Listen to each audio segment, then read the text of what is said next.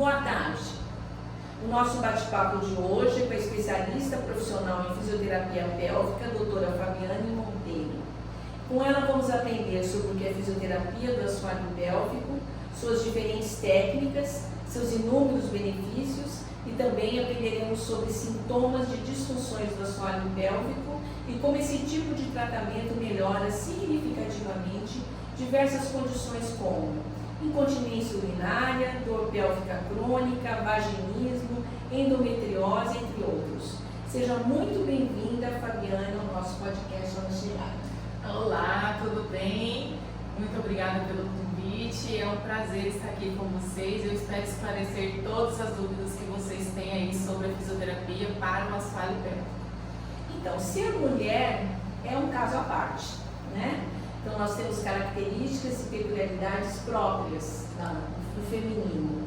E o que é a fisioterapia pélvica, doutora Fabiana? A fisioterapia pélvica é uma especialidade da fisioterapia que atende e trata todas as disfunções de assoalho pélvico. O que é isso? Você que tem incontinência urinária, você que tem alguma dor recorrente na endometriose, você que tem alguma disfunção na relação sexual, geralmente as pacientes que têm essas patologias, ela tem dor durante a relação sexual, pacientes que têm incontinências fecais por algum outro patologia associada, né? E também a fisioterapia pélvica, que é muito conhecida para aquelas pacientes que estão gestantes, que querem fazer preparo de assoalho pélvico para o dia do parto, e também para as pacientes de pós-parto. Então, olha, você veja que tem uma região própria, né? Que o assoalho pélvico é a região baixa da mulher, daquela parte da incontinência urinária, das dores, do parto, às vezes de não conseguir a incontinência fecal também, em alguns casos não conseguem ter o controle. E existe uma fisioterapia, você faz exercícios, você trata através de exercícios, não é isso, doutora? Isso, a fisioterapia ela engloba a parte muscular. Então a gente vai fazer aquele tratamento direcionado para os problemas de ordem muscular, osteomusculares, né? Então a gente faz, além de assoalho pélvico, a gente trata a paciente como um todo, né? Porque você não vai lá no meu consultório e você não é somente um assoalho pélvico, não é somente uma mulher que tem incontinência urinária.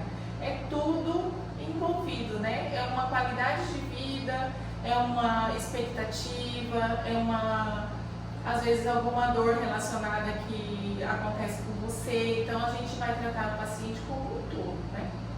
E, por exemplo, no caso de uma paciente que tenha dores na relação sexual, acontece muito, as pessoas pensam que elas estão com algum tipo de câncer, com alguma doença grave, porque elas não sentem elas sentem dores. O que pode ocasionar dor?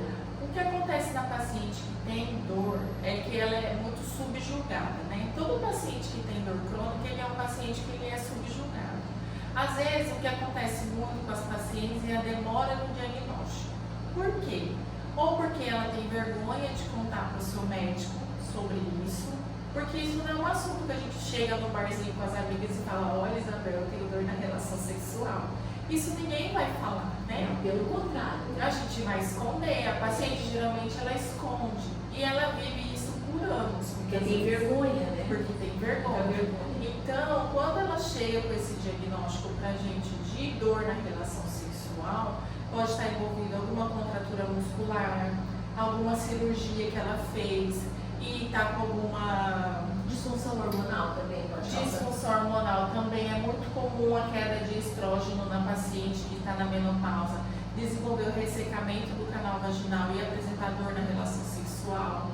E isso é fácil de ser resolvido, né? É fácil. Com poucas sessões a paciente já vai ter uma melhora nessa qualidade de vida, já vai conseguir entender o porquê que ela está sentindo essa dor e a gente vai conseguir fechar ali um diagnóstico funcional com os exercícios e alguns equipamentos que a fisioterapia pélvica tem. A gente vai conseguir melhorar essa qualidade de vida dela e essa relação sexual sem dor, porque ninguém tem prazer com dor. É verdade. Então, você que tem uma disfunção nesse sentido, as mulheres, né? O homem fala muito da disfunção erétil, mas as mulheres também têm disfunções que precisam ser corrigir, então, às vezes, a sua condição hormonal, fazer os exercícios adequados, procurar a doutora Fabiane, para que possa corrigir através também de instrumentos. O pompoarismo, quero fazer aqui uma pergunta agora, uma dúvida de quem quer conhecer e que não conhece. O pompoarismo, que é aquelas mulheres que jogam as bolinhas com a vagina, em alguns países elas fazem até campeonatos, né? Para quem joga mais longe. Como é que elas conseguem isso e por que, se isso é bom ou não, para que a mulher possa fortificar sua musculatura? Esses países que fazem esse tipo de campeonato, eles já têm uma cultura, né? Onde a mulher ela tem essa cultura de fazer esses exercícios de assoalho pélvico desde criança. Então, não é uma questão comum que a gente encontra aqui na nossa realidade. Na nossa realidade não é essa. Entendi. O que as pacientes acham muitas vezes? Eu tenho vaginismo, que é uma condição, que é uma disfunção sexual, onde a paciente apresenta uma contração involuntária do seu canal vaginal, onde ela não consegue ter penetração de nada, nem de um dedo, nem de um instrumento, nem de fazer um exame ginecológico, nem na hora da relação sexual. Então, ela acha muitas vezes que tem uma disfunção de assoalho pélvico, ou tem um vaginismo, ou ela tem uma dispareunia, que é a dor na relação sexual, ou ela tem uma vulvodínia, que é uma dor vulvar, né, desencadeada pelo sistema nervoso, algumas questões. Então a gente acredita, todas as mulheres acreditam por várias propagandas que a gente vê por aí na internet, que fazer exercícios de fortalecimento é a melhor opção.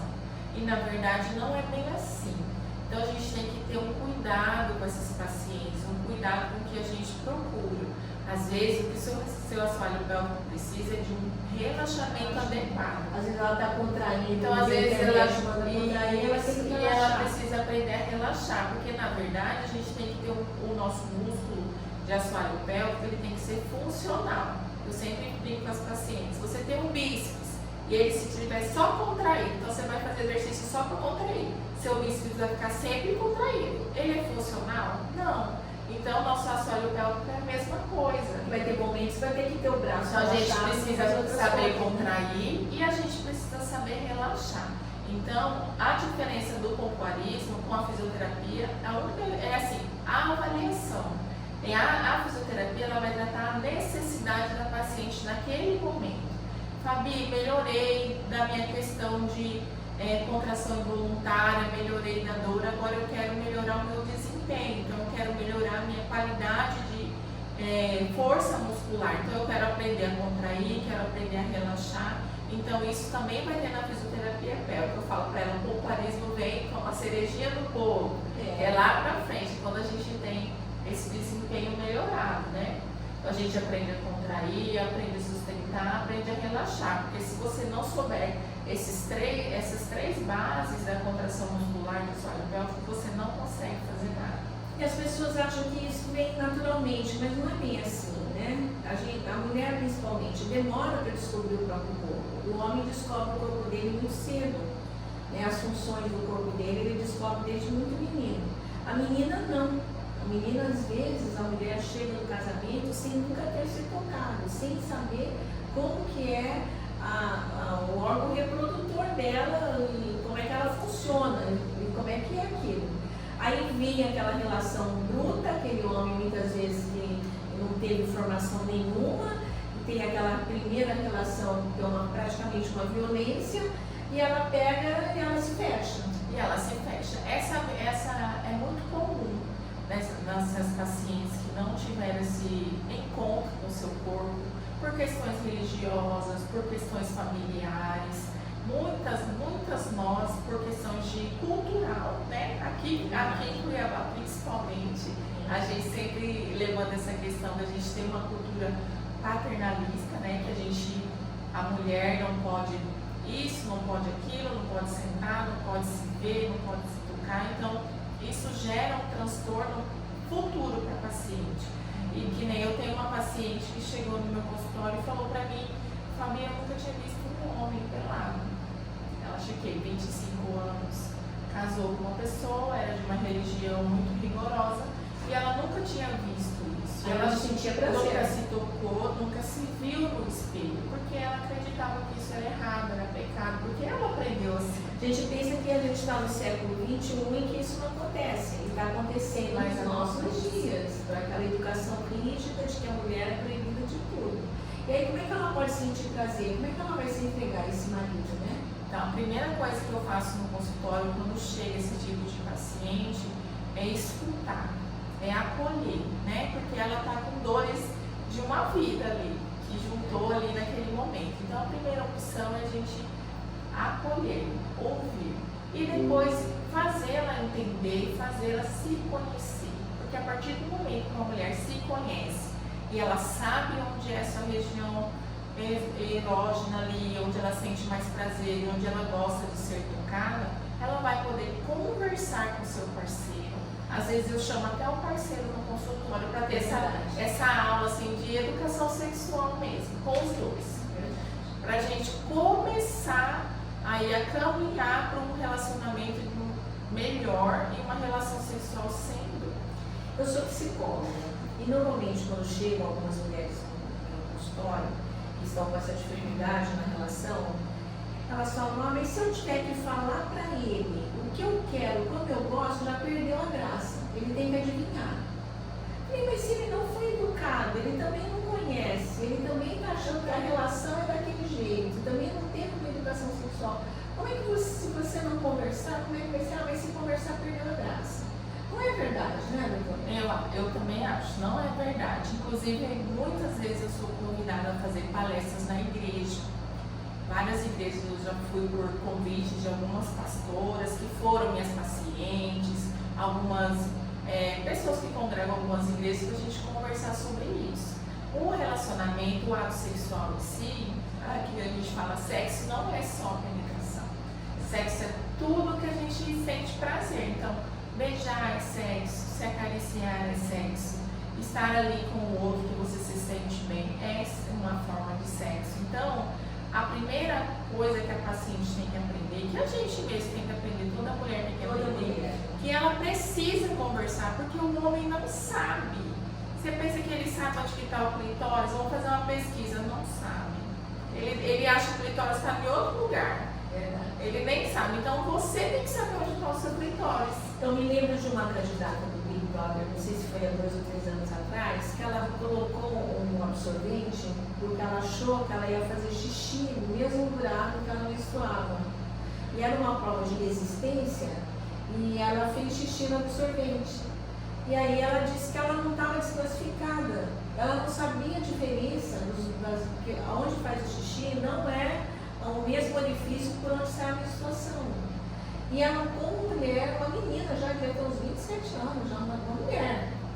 Ela foi desclassificada da prova, que era uma prova de resistência, porque ela não sabia a diferença e ela achou que aquilo não era desclassificatório. Então, olha que ponto chega da própria mulher não saber qual o orifício que ela faz xixi e qual o orifício que sai a menstruação. São orifícios diferentes, são situações diferentes. E você, mulher, precisa se conhecer, né? Mas dá vergonha, eu vou me tocar. Se você não se tocar, como é que você quer que seu parceiro descubra também, né? Eu sempre faço um teste com as pacientes. Eu tenho uma vulva grande lá de perpetrar, né? Uma vulva lá no meu consultório. E aí eu mostro para elas, faço essa educação sexual, que ela não teve em casa, muitas vezes, né? Sabe. E aí eu mostro um espelhinho, coloco um espelhinho de frente com uma vulva de pelúcia que eu tenho. E aí eu explico para ela, isso você tem que fazer em você. Se sentar com o espelho e olhar. Mas a minha vagina é muito feia. Elas acham, todas acham. Não tem nada feio. Não, eu não quero nem olhar. Você tem que olhar. Não existe nenhuma vulva igual a outra. Não existe. Cada uma vai ter a sua particularidade ali na sua vulva. E aí eu ensino elas a se olhar, a como fazer a higiene correta, né? Como a gente limpa, quando a gente lava. Que a gente não pode lavar dentro do nosso canal vaginal, que isso é uma Tem coisa... chuveirinho, que as pessoas têm a relação sexual e depois colocam o chuveirinho dentro da vagina. Não tem necessidade, porque a nossa vagina é autolimpante. O que você tem que fazer é fazer xixi após a relação sexual. Porque às vezes algum esperma, alguma coisinha entra ali no seu canal uretral. Então o é indicado você fazer xixi e relaxar, porque aí depois ela vai se auto-limpando. Não precisa passar sabão lá dentro e nem fazer chuveirinho e nem nada disso dentro da nossa vagina. Por quê? Porque você vai alterar o pH ali da sua vagina e aí trazer um acúmulo de algumas fungos, bactérias, porque você vai mudar o pH da vagina. O pH é a qualidade, porque eu acho que poderíamos até falar um pouquinho sobre o pH vaginal, né? Porque o que determina o nascimento do menino ou da menina é o homem, é o esperma do homem, mais o pH da mulher. Se a mulher for muito ácida ou muito alcalina, ela pode ter filhos homens ou filhas mulheres. E as mulheres não sabem disso. Muitas vezes as mulheres não têm filhos, mas homens, e o marido fala assim, a culpa é sua. Não é. Quem determina o filho homem é o homem. Ela só vai determinar o pH, que é o ambiente da vagina, né? O que é o pH? O pH é onde a gente fala que, assim, tudo tem um pH. O sangue tem um pH, a água tem um pH e a nossa vagina também tem um pH. Geralmente o pH da mulher ele é um pouco mais ácido e do homem um pouco mais neutro, né? Básico, a gente fala. E às vezes o que você faz, ali a gente tem ali a nossa flora bacteriana do local. Isso que vai determinar ali a qualidade do seu pH, se você vai ficar mais ácido ou menos. Então, o que a gente faz quando a gente lava dentro do nosso canal vaginal, a gente altera toda essa flora que a gente tem ali, que é de proteção do nosso canal vaginal. E aí a gente tira tudo e fica sem proteção. E aí a gente consegue, acontece o quê? Pode ter um acúmulo ali de um índice de candidíase, outros fungos, outras bactérias ali, que vai gerar aqueles corrimentos ruins, um cheiro desagradável, né? Então a gente tem que ter um cuidado quanto a isso. Às vezes, quando você faz uma relação sexual do seu parceiro, do seu marido, sem o uso do preservativo, também pode alterar a sua flora ali, o seu pH. Porque aí a gente não sabe, né, como está a sua flora e tudo isso, então às vezes você fala, quando eu tive relação sem preservativo, às vezes fiquei com um corrimento, alguma coisa. Foi essa alteração que às vezes o homem tem, alguma bactéria que é dele normal, que para ele não faz nada, mas para você vai causar ali uma candidíase, uma gardnerella, né, que é uma das coisas mais que é tudo muito simples de ser curado também. É uma medicação simples, com cremes vaginais, isso, com umas medicações simples, até alguns comprimidos, onde toma o marido e toma a esposa também. E é fácil de resolver. Então, toda e qualquer alteração, por isso que a gente precisa se conhecer, né? Porque quando a gente acontece de ter alguma alteração na nossa flora ali, algum corrimento diferente, a gente sabe.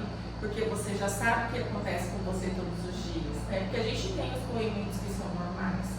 Que é o dia que a gente tem que estar em ovulação, a gente tem um tipo de corrimento, outro dia a gente está com menos corrimento, então isso a gente tem que ter claro. E como que a gente vai saber? Conhecendo, lendo também, buscando informação. Hoje a internet ela é perigosa em vários aspectos da internet, mas também ela é facilitadora, porque traz muita informação a respeito de qualquer situação, né? No caso da mulher que tem incontinência urinária, que teve aqueles filhos, que passou por alguns partos, que ela sente que ela não tem mais aquele controle funcional do xixi, de tudo, como é que isso pode ser resolvido? A incontinência urinária, ao contrário do que todo mundo pensa, ela não é só das pacientes que têm filhos de parto vaginal. Não é? Não. Qualquer mulher pode desencadear uma incontinência urinária. Então, a gente tem fazer xixi quando espirra a qualquer momento. Se você espirrou ou tossiu, perdeu um pouquinho de xixi já é considerada incontinência urinária. Então, às vezes, a gente tem as incontinências de esforço, que é quando a gente tosse, espirra ou dá risada, a gente perde um pouquinho de xixi, isso é incontinência de esforço. Ou quando a gente está na academia, pulando corda, fazendo exercícios, dançando, alguma coisa também, e a gente perde esse xixi, é considerado incontinência de esforço. E a gente tem a incontinência que a gente chama bexiga hiperativa, que é aquela pessoa que toma um pouquinho de água e já vai no banheiro. Vai mais de 10 a 15 vezes no banheiro por dia, inclusive à noite. Então, aí a gente tem aquelas incontinências mistas. Então, a mulher que passa por uma gestação, ou passa por um parto vaginal ou por um parto cesárea, ela pode desencadear a incontinência? Pode. Mas não é só Mas ela. não é só por conta do parto, é por conta da sobrecarga no assoalho pélvico, da gestação, porque o que acontece? Nosso assoalho pélvico ele está ali programado para sustentar, sei lá, 5 quilos, que é dos nossos órgãos. E de repente, esses 5 quilos ali tornam 10, tornam 20. A gente engorda, o bebê cresce, tem as várias alterações fisiológicas durante a gestação. Vai apertando a bexiga. Então vai fazendo aquele peso ali sobre o nosso assoalho pélvico. E isso, essa sobrecarga numa musculatura fraca, ela vai desencadear essa incontinência urinária do pós-parto. Então a questão é a musculatura. A questão é a musculatura e a sobrecarga sobre ela, né? Entendi. Então, toda vez que a gente aumenta também a nossa pressão intraabdominal, por algum motivo, durante a tosse, ou a gente faz aquelas cirurgias para tirar a barriga e costura tudo, deixa tudo bem apertadinho, também a gente pode desencadear uma incontinência urinária por conta da alteração da pressão Ficou sem intraabdominal. espaço. E ficou sem espaço. E aquelas micropigmentações, os eletrochoques, como é que funciona essa terapia para que a gente possa restaurar toda essa musculatura? Esses eletrochoques aí a gente chama de estimulação, eletroestimulação. É uma conduta da fisioterapia pélvica que vai te auxiliar nas contrações de assoalho pélvico. Então é apenas uma das condutas. A gente usa a eletroestimulação nas pacientes que têm déficit de contração muscular. Porque muitas pacientes chegam lá no consultório e elas não conseguem fazer uma contração. Eu solicito. Contrai seu assoalho pélvico. A paciente não sabe contrair. Então a gente usa desse mecanismo que é a eletroterapia para a gente conduzir para a paciente aonde ela vai contrair. São microchoques. Isso, para a gente dar um estímulo. Então eu falo para ela, na hora que vir a correntinha, parece uma formiguinha andando rápido. Você contrai, então ela vai dar um suporte para a contração da paciente. É igual um outro aparelho que é muito utilizado na reabilitação de assoalho pélvico também, que é o biofeedback. O biofeedback ele nada mais é que uma captação da sua função muscular. Então eu posso colocar os eletrodos intracavitários, que é dentro do canal vaginal da paciente, ou eu coloco também com eletrodos superficiais. Isso também é um mito que as pacientes acham. Eu não vou lá na fisioterapia porque ela vai ficar enfiando aquelas coisas em mim. Não é verdade. Isso aí a gente vai fazendo de acordo com a necessidade, com a autorização da paciente. Eu consigo tratar você sem introduzir nada no seu canal vaginal muitas vezes. A não ser algumas pacientes que não têm contração nenhuma, a gente não consegue fazer com que a paciente entenda como é essa contração. Mas a maioria das vezes a paciente consegue ter esse entendimento e a gente não precisa colocar eletrodos em nada colocar dentro do canal vaginal da paciente. A gente pode fazer sim a reabilitação sem introduzir nada no seu canal vaginal. Teria algum exercício que a gente pudesse estar fazendo em casa a partir de hoje, que você nos orientaria para que a gente pudesse melhorar essa nossa região pélvica? A gente pode fazer exercícios primeiro de controle respiratório, né? Olha que interessante. Por que a gente pensa que é pélvico, mas tem que respirar, né? Primeiro, é um conjunto, eu te falei, é um conjunto. O que acontece? Quando você vai solicitar uma contração de assoalho pélvico, você tem que estar com a sua respiração na hora certa. Se você estiver respirando na hora errada e quiser contrair, já está tudo errado, já para por aí. Então, a primeira coisa que eu peço para as pacientes é que elas façam esse treino respiratório. Deita na cama ou senta numa posição confortável e aí você vai prestar atenção na sua respiração. Puxa o ar pelo nariz, solta pela boca bem devagar. Puxa o ar pelo nariz, solta pela boca bem devagar. E aí, quando você tiver com essa respiração legal, você já entendeu como funciona, você vai ver, sentir o seu assoalho pélvico. Então você vai puxar o ar pelo nariz, soltar pela boca e contrair o assoalho pélvico. É esse o momento que a gente tem que fazer do exercício. Nossa, é interessante, fácil, hein? Meninas, todo mundo aqui fazendo exercício agora, hein? Porque isso vai nos trazer uma qualidade de vida, né? Vai melhorar. Você já entendendo, já tendo essa consciência corporal de respirar e fazer exercício de assoalho pélvico, já está bem legal. Salvo para as pacientes que sentem dor na relação, hipotiroidismo, alguma coisa assim, elas não podem fazer esses exercícios, né, de contração, porque a gente precisa fazer o quê? Relaxar. O que você deixaria de aconselhamento e orientação para quem está nos assistindo hoje? Vou dar um conselho bem legal. Primeiro, a única profissional que pode fazer a avaliação do seu assoalho pélvico e fazer a reabilitação do assoalho pélvico é uma fisioterapia pélvica, é uma fisioterapeuta especializada em assoalho pélvico. Segundo, o Pilates e outros exercícios, eles não têm o poder de fazer tratamento de incontinência urinária, porque a gente precisa fazer o quê? Uma avaliação para saber qual vai ser o seu tratamento.